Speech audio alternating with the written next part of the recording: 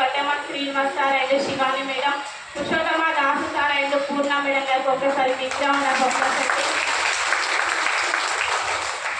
ఈరోజు కొత్తగా వచ్చిన వాళ్ళు ఉండొచ్చు, చాలా బాగుంది మీటింగ్, డబ్బులు వస్తాయి అంటున్నారు కానీ మాకైతే ఎవరు వినట్లేదు. 4-5 ప్లాన్లు చేస్తాము, నాతో అయితే కాదు ఇది అనుకుంటామే సార్.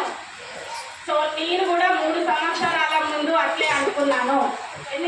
నాకు ఉన్న కూడా ఏంటంటే ఇప్పుడు మిమ్మల్ని కొత్త వాళ్ళు ఎవరైతే వచ్చిరో మిమ్మల్ని తీసుకొచ్చిన వాళ్ళు ఫోన్ చేస్తే లిఫ్ట్ చేయరు చాలా వరకే సార్. కానీ నేను ఎప్పుడు ఫోన్ చేసినా కానీ ఫోన్ లిఫ్ట్ చేస్తుండేది, సో మాట్లాడుతుండేది. కానీ నాతో అయితే కాదు, నేను చేయలేను, చేయడం అంటే అని ఎప్పుడు శివాని మేడంకి చెప్తుండేది. ఒకరోజు ఇలాగే కూర్చోబెట్టుకొని నన్ను మరి ఎందుకు వినట్లేదు మీ మాట అని అడిగింది. సో ఒక ఎగ్జాంపుల్ చెప్పిందండి. ఒక ఆటో డ్రైవర్ వచ్చి అక్కడ కూర్చుంటారా లేకపోతే గోదాపేట ఎల్బీ నగర్ అనుకుంటా తిరుగుతానే జనాలు అనేది ఎక్కడే సార్. ఒక స్కూల్ ఉంది, స్కూల్లో టీచర్స్ ఉన్నారు, మరి ఇప్పుడు ఆల్రెడీ ఎగ్జామ్స్ అయిపోతున్నాయి, స్టార్ట్ అవుతుంది క్యాంపైన్ సార్. మరి అలా అక్కడ వెళ్తేనే జాబ్ అనేది ఉంటుంది, వెళ్ళకుంటుంటారా? వాళ్ళు కూడా తిరగాలి కదా, ఇంటింటికి వెళ్ళి మీ ఇంట్లో పిల్లలు ఉన్నారా లేదా అని తిరిగితేనే వాళ్ళకి అనేది జాబ్ ఉంటుంది. మరి ఒక కిరాణా షాప్ అతను ఉంటాడు, మనం వెళ్ళగానే కసురుకుంటారా?